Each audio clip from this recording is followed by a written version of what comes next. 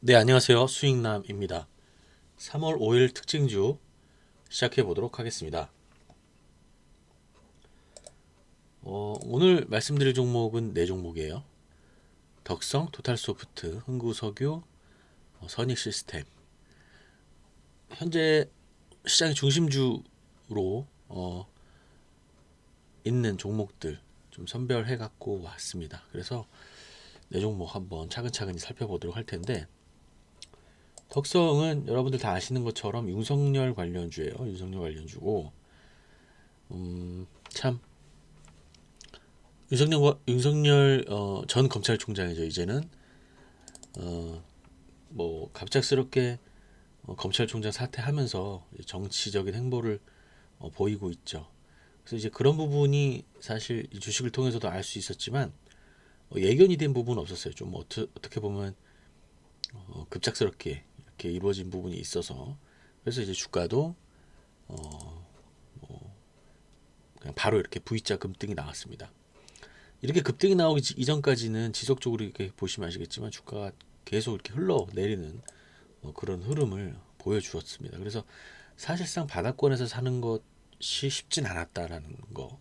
그리고 상승 중에 잡기도 사실 좀 애매했어요. 뭐 이 종목 보고는 있었지만 윤석열 총장이 바로 이렇게 금방 사퇴를 할 것으로는 뭐 시장에서 이제 예측을 못했었던 부분이기도 하고요. 뭐 어찌됐든 간에 이제 아주 이제 정치인으로서 새롭게 이제 태어나는 시기인데, 기존에 윤석열 관련주라고 엮여 있었던 종목들이 서현 시리즈가 있었죠. 그리고 이제 덕성 있고 제일테크노스 뭐 그런 종목들이 있습니다. 모베스 전자 뭐 이런 종목들. 그게 어떻게 보면 이제 기존의 윤석열 관련주였고, 이 덕성도 마찬가지로 그 기존에 움직였었던 종목 중에 하나예요. 그런데 좀 웃긴 게, 좀 재밌는 게, 이재명 관련주도 마찬가지고 윤석열 관련주도 마찬가지고, 기존의 강세를 보였었던 종목들은 이게 3일 상승이 나온 이후에 다 조정 구간에 들어갔어요. 그리고 다시 금요일 날 시장을 통해서 여러 가지 윤석열주가 다시 또 나타나기 시작을 하는 겁니다. 그래서 이 정치 테마주도 계속 이렇게 바뀌어요. 흐름도 바뀌고 종목들도 바뀝니다. 별다른 뭐 대부분 이제 인맥주죠. 뭐 인맥주라고 뭐 윤석열 관련주의 동창이다, 뭐 아는 사람이다, 뭐 이런 식으로 이제 주가를 움직이는 건데 계속 이렇게 종목이 바뀝니다. 그래서 덕성도 이제 좀 과거의 종목이었던 것 같고, 그리고 지금 흐름도 봤을 때 금요일 날 주가가 이렇게 많이 떨어졌잖아요. 일단 상한가를 전날 마감을 했고, 결론적으로 상한가 부분이 이제 고점이었습니다. 그래서 이때 상한가 물량이 한 60만 주가 있었는데 바로 이렇게 또 하락 구간이 나왔어요. 그래서 그 가격을 지키지 못하고 이렇게 빼는 그런 흐름입니다. 그래서 만약에 이 종목을 뭐 상한가 부근에서 매수하셨던 분들은 굉장히 지금 답답해 할 수도 있고 그렇습니다. 참 주식이라는 게 어려운 게, 상한가를 바로 갔었던 종목이, 그리고 60만 주가 넘게 이렇게 상한가 물량이 있었던 종목들이 쉽게 팔 수 있었잖아요. 만약에 이 종목을 가지고 있었으면. 근데 이제 그때 팔지도 못하고 금요일날 바로 이렇게 안쪽으로 들어옵니다.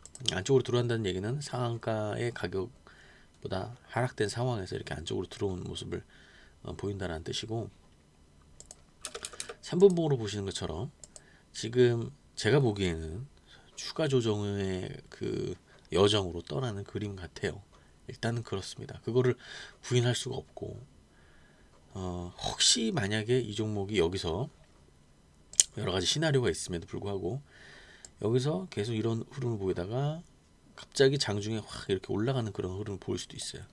이런 흐름이 올라갔을 때는 매도를 하시는 게 좋아요. 바로 급작스럽게 올라가는 흐름. 이렇게 될지 안 될지는 모르겠지만 만약에 그런 흐름이 나온다고 했을 때는 절대 그 기회를 놓치지 마시길 바라겠습니다. 자, 두 번째 종목은 토탈소프트인데, 이재명주도 조금 관리기 시작하고 있어요. 토탈소프트 굉장히 센 종목이었잖아요. 토탈소프트도 그랬고, 수산 INT도 완전히 이제 어떻게 보면은 하락이 굉장히 좀 심하게 진행이 되고 있고, 뭐 그런 반면에 이제 동신건설 같은 종목들은 그나마 그래도 가격을 잘 지켜주고 있습니다. 어, 이재명 후보를 이제 어떻게 봐야 될까? 이제 그런 관점이 있는데 제 개인적인 생각으로는 이제 조금 지지율의 소강 상태가 나타나고 있는 것 같고 어떻게 보면 지금의 어떤 지지율의 확장성에 대해서 조금 한계가 있을 수도 있다라는 생각이 저는 개인적으로 들어요. 그래서 원래 이제 대세론이라고 하는 것은 40%가 넘어야 대세론이라는 얘기를 하는데 이재명 후보는 그 정도까지는 이제 못 가는 것 같아요. 그래서 어떻게 보면 이재명 후보가 가질 수 있는 최대의 장점이 바로 어떻게 보면 이제 뭐 실천하는 행정가 뭐 그런 이미지였는데 최근에 거기에 더한 추가적인 안정적인 이미지가 좀 부족하다라는 부분이 좀 한계이지 않을까라고 생각이 들어서 이재명 후보가 물론 이제 여당에서 후보가 될 가능성이 지금도 가장 높긴 하지만요. 그럼에도 불구하고 일단은 조금 지금서부터는 조금 잠복기에 들어갈 수도 있다라는 생각이 들어요. 일단 야당 쪽에서 윤석열 그리고 여러 가지 이제 정치 지형들이 이제 변하고 있고 특히 이제 서울시장 선거 이후에는 굉장히 이제 판세가 요동이 칠 가능성이 높기 때문에 여러 가지 좀 변수가 있다라고 말씀드릴 수 있겠습니다. 자, 흥구석유인데 여러분들 보시는 것처럼 기름값 국제유가 제가 이거를 봤는데 불과 이제 1년 전만 해도 이때 4월 중순인가 그래서 이때 국제유가가 한때 마이너스까지 갔었습니다. 사상 처음으로 이제 국제유가 마이너스 가는 그런 흐름도 뭐 보여주고 비정상적인 가격 형성이 되었었죠. 그때 차 타고 이제 기름 넣으신 분들은 아시겠지만 휘발유 가격이 거의 1,000원까지 가까이 갔던 걸로 제가 기억이 나는데 그래서 그때 제가 느꼈던 게 이 국제유가가 지금이면 굉장히 수준이 낮고 여기서부터 추가적인 하락은 있지 않겠구나라는 생각을 제가 한 적이 있었어요. 그러고 나서 이제 국제유가가 늘 그래 왔듯이 늘 항상 이제 위기 때 국제유가가 이제 떨어지잖아요. 그리고 나서 바로 이렇게 반등 흐름이 나와 주었습니다. 그래서 국제유가가 지금 66불인데 2, 30불 하고 막 이제 그럴 때가 불과 얼마 전이었는데 거의 이제 더블 가까이 올라왔습니다. 그래서 물론 이제 10년 주기로 봤을 때는 원래 뭐 100불 넘었을 그런 시기도 있었지만 그때 뭐 휘발유가 2,000원 가까이 했었죠. 그래서 지금 66불까지 올라와 있어서 국제유가도 굉장히 상승세가 무섭습니다. 물론 이제 다른 이제 구리 가격도 보시는 것처럼 굉장하죠. 그 구리 가격도 뭐 2배 가까이 뛰어 올랐고 여러 가지 그 원자재 가격이 다 좋은 흐름을 보이고 있었죠. 그래서 흥구석유가 이제 그런 모멘텀으로 인해서 주가가 움직였었던 종목인데요.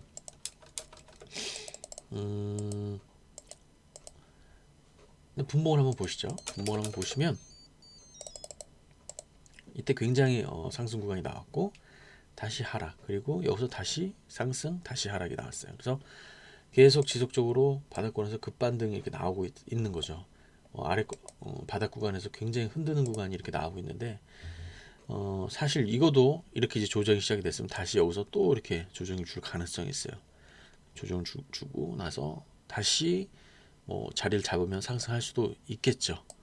그러나 국제 유가의 상승 이슈 하나만으로 이 종목이 추가적으로 상승을 이어갈 수 있을까라는 그러한 질문을 던져봤을 때 글쎄요, 저는 잘 모르겠습니다. 일단 이 종목 자체가 국제유가 상승의 이슈로 인해서 주가가 얼마큼 상승할 수 있을지에 대해서는 저가 장담을 못하겠어요. 왜냐하면 국제유가가 예를 들어서 뭐 100불이 넘어간다, 뭐 그랬을 경우에는 이야기가 달라지겠지만 사실 거기까지 베팅하기에는 조금 무리일 수도 있다라는 게 일단 제 개인적인 생각입니다. 이런 종목들은 국제유가가 아까 보셨듯이 66불까지 올라가는데 갑자기 조금 이제 상승 흐름이 조금 이제 완만하게 그렇게 만약에 간다고 했을 때는 그다지 뭐 주목이 못 받을 수도 있다라고 저는 그렇게 생각이 듭니다.